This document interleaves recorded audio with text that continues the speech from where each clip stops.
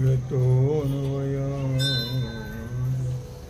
परतस्यार्थेष्वभिज्ञासः तेने ब्रह्मरुदादिकवये मुह्यन्ति तेजो वारिमृदां यथा विनिमयं यत्र स्पृशर्गो धाम्ना स्वेन सदा निरस्तकुहकं सत्यं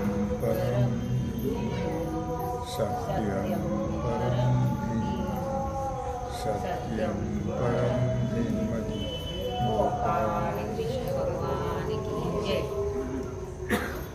क्षमा सत्यं दमः शौचं दानमिन्द्रियसंयमः अहिंसा शुश्रूषा तीर्थान अनुसरणं दया अर्जवं लोभ शून्यत्वं देवब्राह्मणपूजनम् अनभ्योस्यात् तया तथा धर्मं सामान्य उच्यते। भगवान सिद्धेश्वराच्या श्रीमकृपेनं श्री रुक्मिणी पांडुरंगाच्या चरणाजवळ बसून श्री सद्गुरु ज्ञानेश्वर महाराज, श्री जगद्गुरु तुकाराम महाराज, श्री संत एकनाथ महाराज यांच्या चरण सानिध्यामध्ये आपण सर्वजण मिळून महान ग्रंथराज ज्ञानेश्वरीच्या 18व्या अध्यायाच्या आपण 851-52 ओवीचा विचार करतो आहोत। आता जे श्लोक घेतलेले आहेत ते पुराणामधले श्लोक आहेत।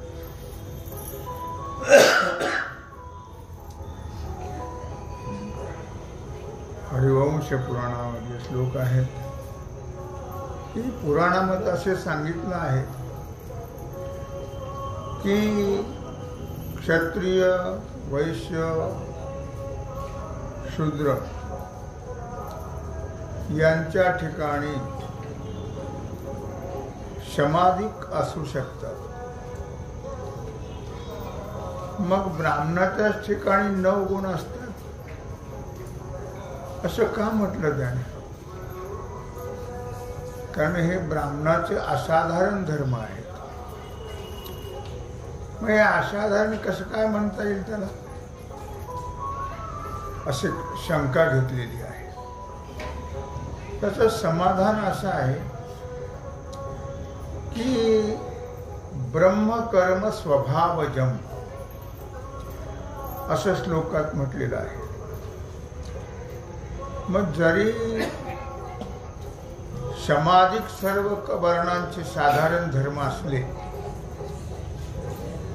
तरी पण ब्राह्मणाच्या ठिकाणी ते स्वाभाविक आहेत।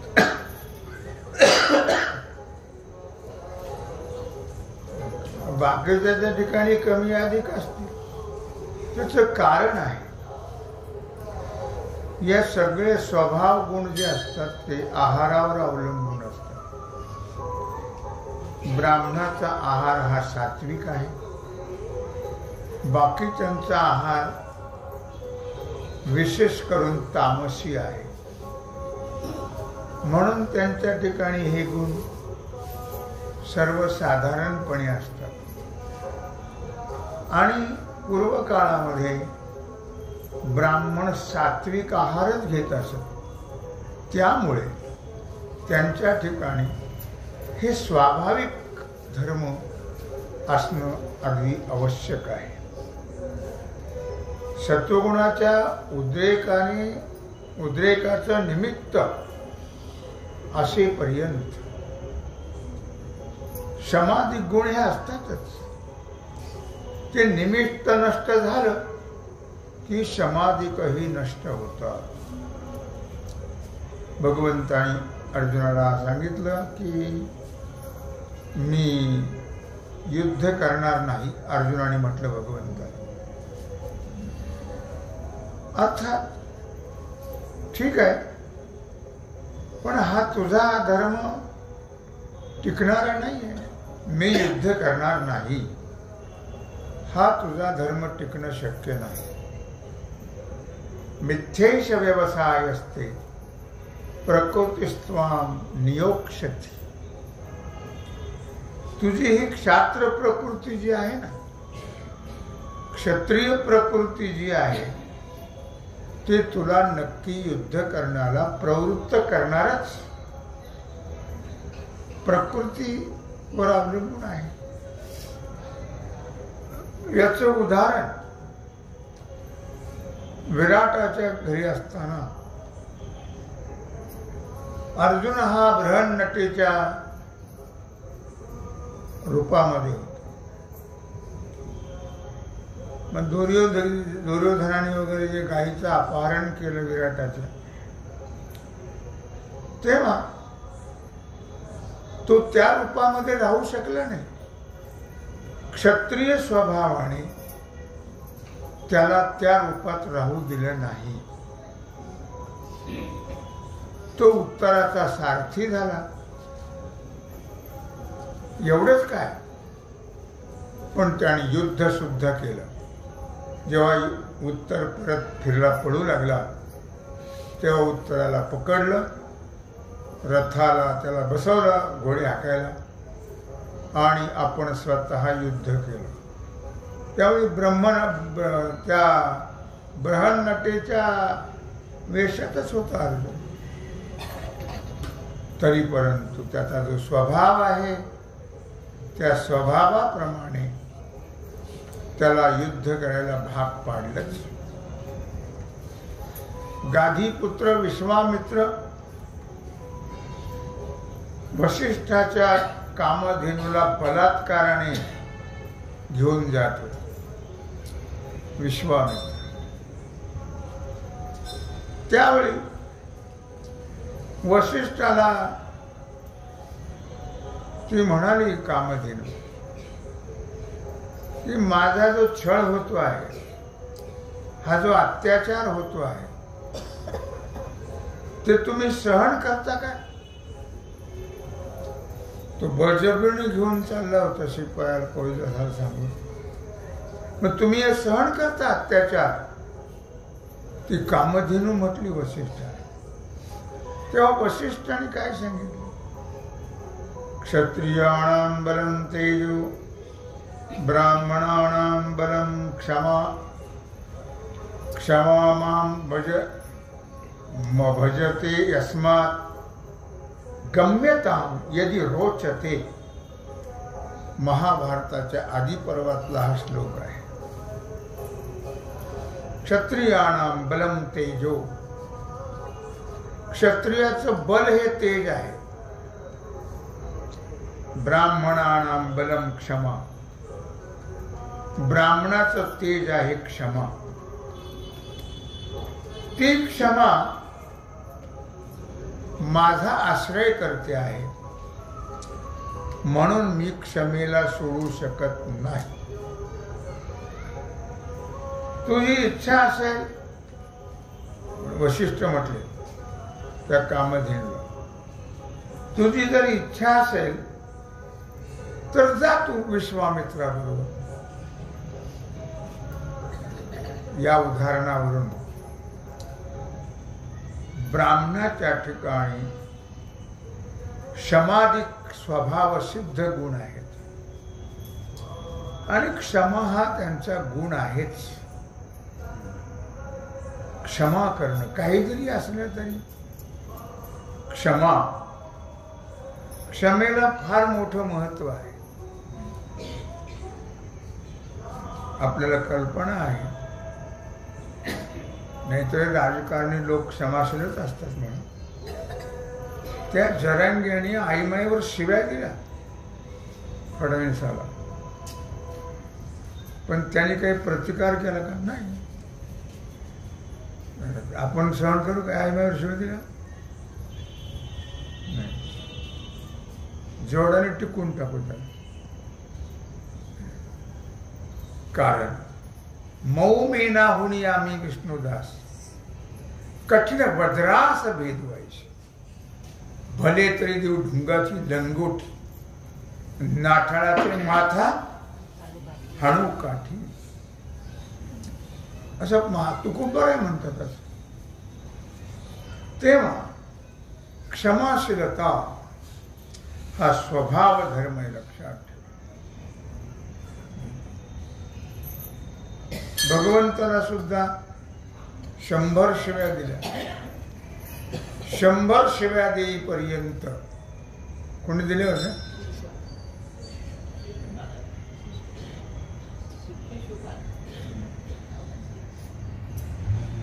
तेव्हा भगवंताला राग आलाच नाही. 100 शिव्या संपल्यावर मात्र त्यांनी आपलं शस्त्र काढलं. तिथपर्यंत ते नुसतं ऐकत राहिले आणि प्रतिज्ञा पूर्ण झाली की भगवंताने आपलं शस्त्र काढलं आणि त्याचं मुंडकं उडवलं. तेव्हा वर्णाचे स्वाभाविक गुण इतर वर्ण त्या ठिकाणी कधी असतील कधी नसतील,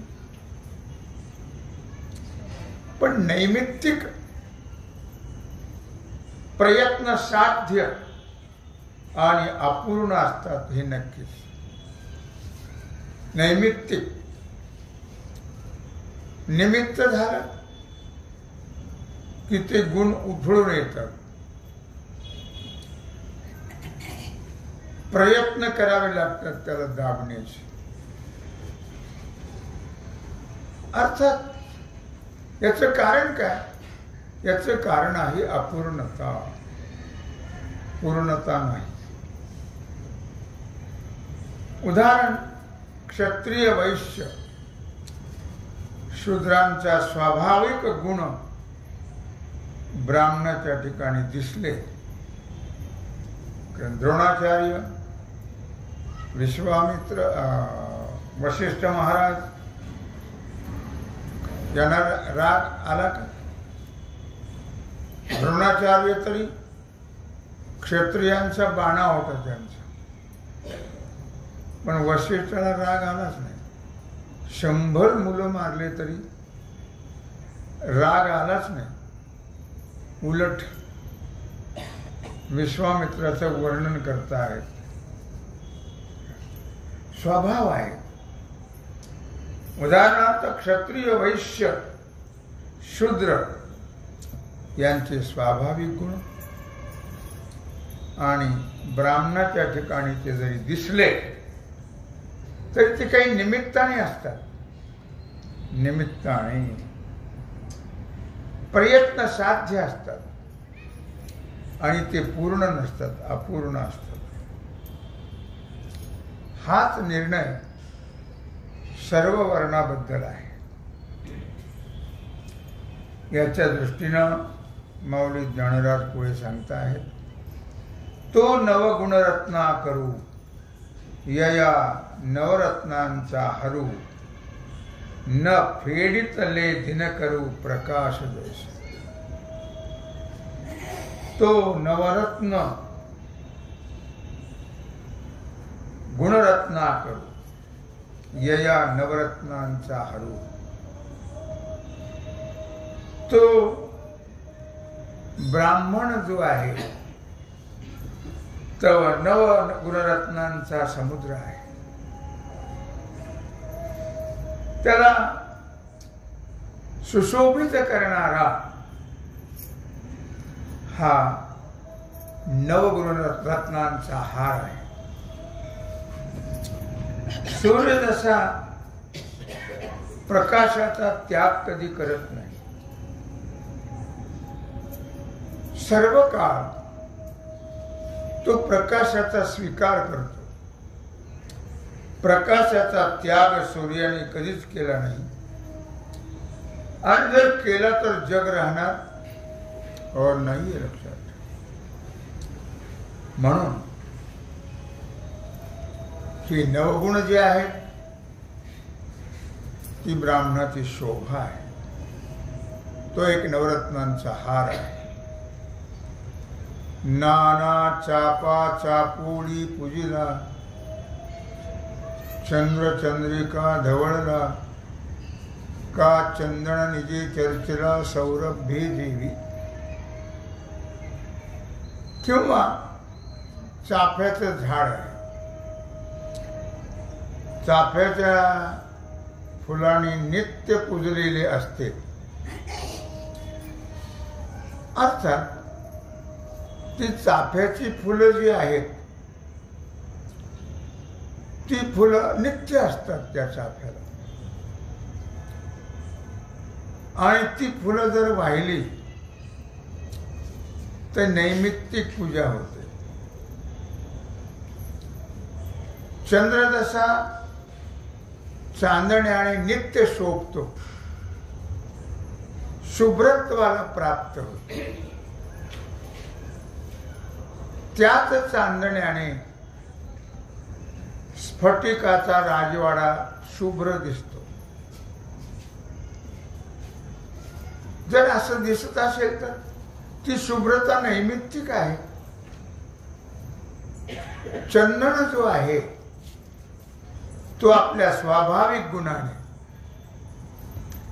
नित्य उटी लावलेला असतो. नित्य मनुष्याच्या अंगाला उटी लावल्या जाते. देवाच्या अंगाला मोठे लोक चंदनाची उटी लावतात उन्हाळ्यामध्ये, भगवंताच्या अंगालाही लावल्या जाते. नैमित्तिक आहे, नित्य उटी लावल्या जात नाही. आता या दिवसात उटी नसते ती, कारण आता थंडीचे दिवस आहेत, ते गारठा निर्माण व्हावा म्हणून उन्हाळ्यात ती लावल्या जाते, म्हणून ती नैमित्तिक आहे. तेवी नवगुण टेकलग, लेणे ब्राह्मणाचे अव्यंग, काहीच नसंडी अंग ब्राह्मणाचे. त्याप्रमाणे ब्राह्मणाचा हा समाधिक 9 गुणाच्या रत्नाने जडलेला एक मोठा अलंकार आहे, लक्षात ठेवा. आणि तो निर्दोष आहे, निर्दोष परिपूर्ण आहे. हा अलंकार ब्राह्मणाचं अंग कधीच सोडत नाही. नैमित्तिक नाही आहे, नित्य 9 गुण असतात. तात्पर्य काय आहे की वसिष्ठासारखे परिपूर्णत्वाला प्राप्त झालेले, पण त्यांच्या ठिकाणी हे समाधिक 9 गुण स्वाभाविक आहे. विचार करण्याची गोष्ट आहे. 100 मुलं मारले तरी वसिष्ठाला काहीच वाटलं नाही. त्यांचं आयुष्यच तेवढं होतं म्हटले. यांनी जाणून बुजून मारले की काय? जाणून बुजून मारले. पण वसिष्ठाला क्रोध आला नाही आणि शिव्या शाप दिले नाही. स्वाभाविक गुण आहे तो, लक्षात. आम्ही विनाकारण लोकाला शिव्या देतो, शाप देतो, काय रागवतो, निंदा करतो, कुटाणी करत राहतो विनाकारण. का बरं असं करतात? स्वाभाविक गुण आहे तो. तो कसा गुण आहे? स्वाभाविक गुण. काय करणार? माणसाचं आयुष्य जातं पण स्वभाव बदलत हो नाहीये, लक्षात. स्वाभाविक गुणधर्म असतात. किती जरी सांगितलं तरी परिणाम होतो लोकांवर? नाही होत. पण तुकोबराला म्हणावं लागलं, किती सांगू तरी ना ऐकती बटकीचे, पुढे शिंदळीचे रडतील. सांसारिक जीवाला किती तुम्ही सांगा, त्यांच्यावर त्यांचं जे टोणग्यासारखं आहे ना, ट्वाय, ते ट्वायच करत राहते. त्यांच्यावर किती जरी सांगितलं तरी बदल होत, परिणाम होत. इतके रठाड असतात संसारिक जीव, लक्षात ठेवा. इतके रठाड. म्हणून तुकोबरायला वाईट वाटलं आणि शेवटी शिवी दिली त्यांनी. कितीही सांग, एवढं सांगितलं आम्ही, सगळ्या संसाराची राख रांगोळ, शरीराची राख रांगोळ करून तुम्हाला उपदेश करतो आम्ही, तुमच्यावर परिणाम होत नाहीत का? मूर्खपणा, किती मूर्खपणा आहे हा, लक्षात. राग आला शेवट आणि शिवी दिली. किती सांगू तरी ना ऐकती बटकीचे, पुढे शिंदळीचे रडतील. पुढे ते कर्माची फळं भोगणारच, त्यात चूक होणार नाही. स्वाभाविक गुणधर्म सांगतो, आपला स्वाभाविक धर्म आहे. किती साधू संतांनी बोंबा मारल्या तरी आपलं सोडायचंच आणि त्यांचा परिणाम करून घ्यायचाच नाही. हा आमचा स्वाभाविक गुण आहे. त्यांच्या काय वापरतात? येथे काय वा कोणाचे गेले, ज्याचे त्यांनी अनहित केले. इथं कोणाच वापरतात का? नाही. केलं तरी तुमचा फायदा, नाही केलं तरी तुमचा तोटा. तळमळीनं सांगण्याचा प्रयत्न केला साधू संतांनी, पण हा जीव इतका नीच आहे की त्याच्यावर त्याचा परिणाम होतच नाही. आता उचित जे स्वभाव सांगतायत, नित्य स्वभाव, स्वाभाविक गुणधर्म कसे असतात म्हणून वसिष्ठाचं उदाहरण दिलं. किती क्षमाशीलता होती लक्षात. ज्ञानोबरायची किती क्षमाशीलता, तुकोबरायची किती क्षमाशीलता, नाथांची किती क्षमाशीलता. किती छळलं लोकांनी हो, किती त्रास दिला. एवढा त्रास दिला तर लोक जीव विष खाऊन मरतील ना. पण त्यांचा स्वभाव आहे क्षमा सहन करणे. तेव्हा सामान्याच्या वर्णाचा विचार, सामान्य वर्णाचा विचार हा स्वाभाविक आहे. अनित्य आहे, खोटा, मिथ्या आहे. त्याच्यामध्ये परिपूर्णता नाही आहे, अपूर्णता आहे. शास्त्राचाही परिणाम त्यांच्यावर होत नाही, साधू संताचाही परिणाम त्यांच्यावर हो नाही. लक्षात ठेवा. का? अपूर्णता आहे, पूर्णत्व नाही आहे. प्रयत्न साध्य जरी असला तरी ते प्रयत्नही करत नाहीये. आता उचित जे क्षत्रिय, अशा प्रकारे आपण ब्राह्मण स्वभावाचा विचार केला. आता क्षत्रियाच्या स्वभावाचा विचार सांगता आहे. आता उचित जे क्षत्रिया तेही कर्म धनंजया, सांगो ऐक यद प्रज्ञेचिया भरोवरी. आता उचित जे क्षत्रिया, भगवान सांगतात अर्जुना, आता क्षत्रियाला योग्य काय कर्म आहे ते आता सांगताय भगवान. बुद्धीच्या उत्कर्षाने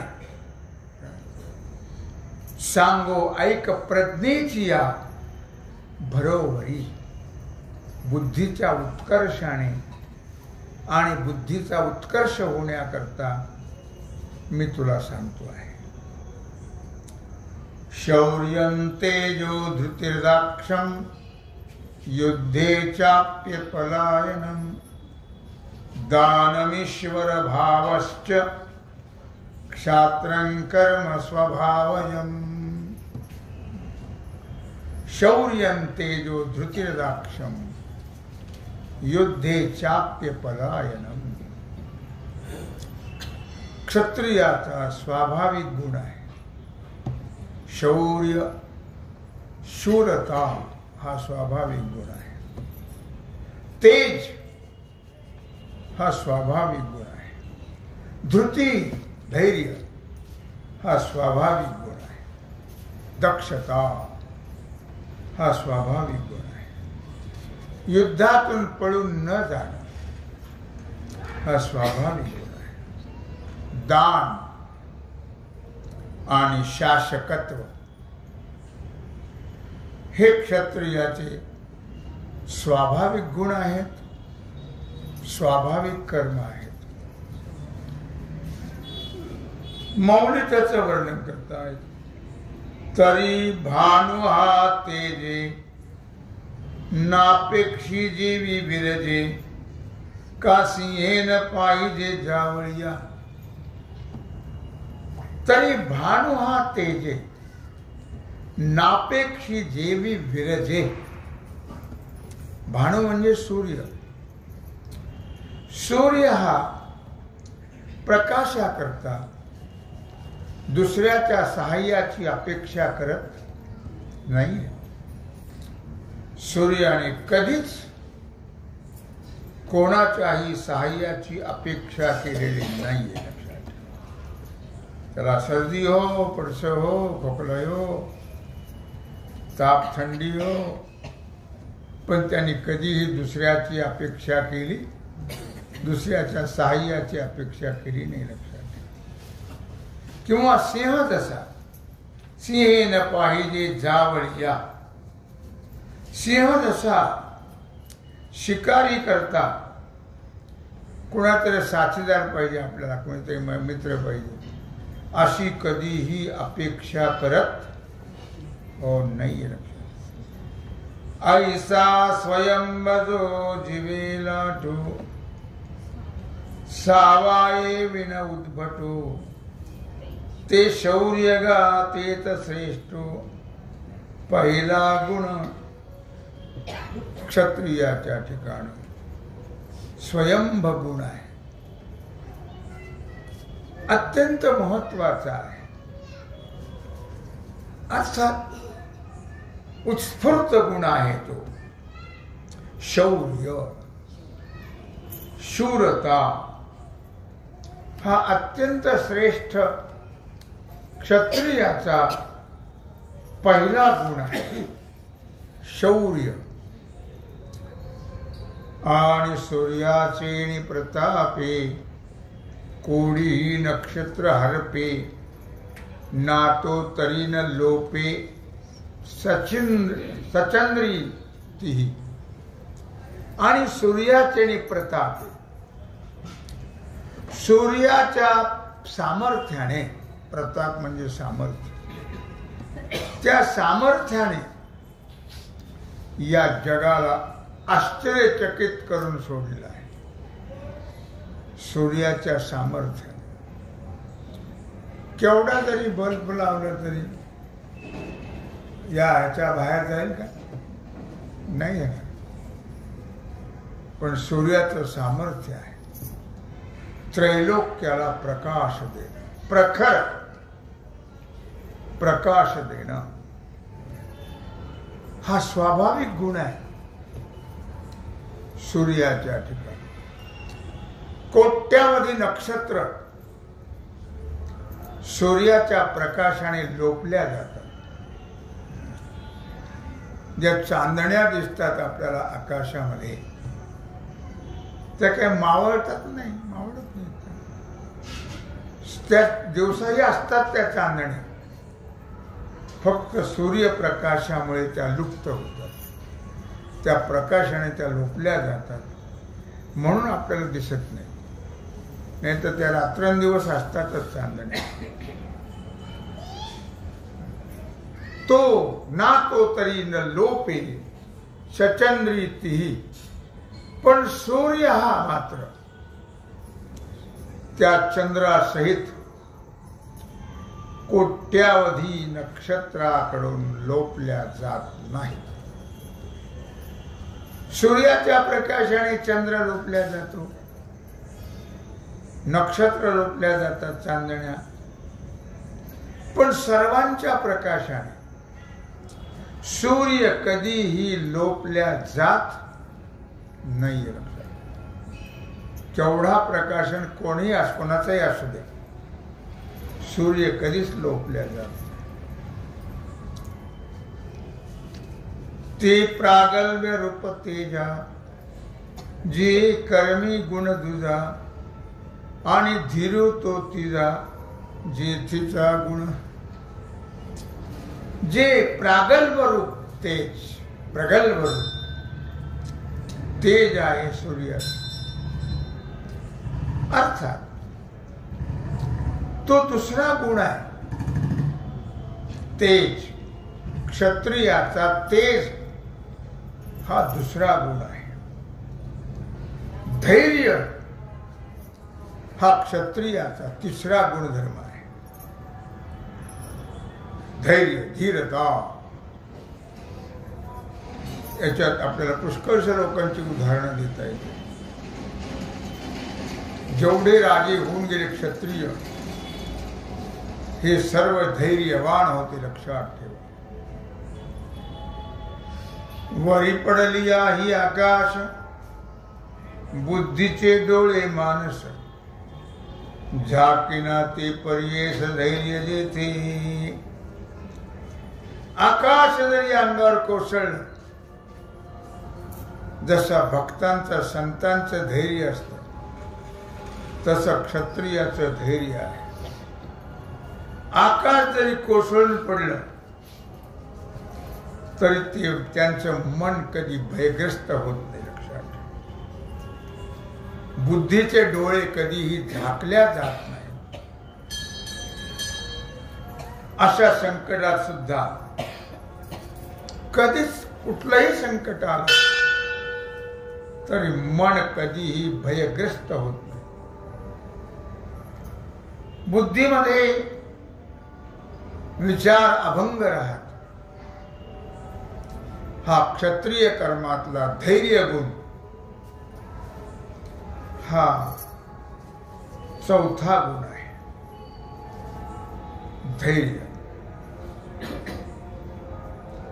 आणि पाणी हो का भरते तुगे, परिते जिनवणी पद्म झाफाके, का आकाश उंची जिंके आवडी तया. सरोवरातलं पाणी कितीही अथांग असलं सरोवरातलं, तरी पण त्याला भेदन करून कमळ वरती येतच, त्या पाण्याचा भेद करून, आणि विकसित होत. किंवा आकाश वाटेल त्या उंचीला जिंकत नव्हे. आकाशासाठी उंचीच नाही कोणाची, इतकं आकाशची उंची आहे. कोणी कितीही उंच असला तरी आकाशापेक्षा मोठा आहे का? कितीही उंच असू, सगळ्यामध्ये उंच आकाश आहे. त्याप्रमाणे तेवी विविधा अवस्था, पातलिया जिनोणी पार्था, प्रज्ञा फळतया अर्था वेश देणे. भगवान श्रीकृष्ण अर्जुनाला सांगतात, अर्जुना, याप्रमाणे नाना प्रकारच्या विपन्न अवस्था पुढे जरी आल्या तरी ते कधीच उणीवेला प्राप्त होत नाही, लक्षात ठेवा. त्यांना छिद्र ते पडू देत नाहीयेत, उणीव निर्माण होऊ देत नाही. यशस्वीपणाने ते पुढे जातात. त्याप्रमाणे कुशल अत्यंत दुरावस्थेला जिंकून हे क्षत्रिय त्याच्यावर मात करतात आणि अपेक्षित सफल अर्थासह यशस्वीपणाने ते पुढे जातात. प्रज्ञा फळतया अर्था वेध देणे, जे दुरावस्थेला छिद्र पाडतात त्याचा विचार ते कधीही करत नाहीत. अशा प्रकारे आपण 3 गुणाचा विचार केला. आता 4थ्या गुणाचा विचार करायचा तो भाग, आणि आजची सेवा भगवत चरणी समर्पित करून राहिला जो सेवेचा भाग आहे तो आपण उद्या करू. पुंडलिक वरदा.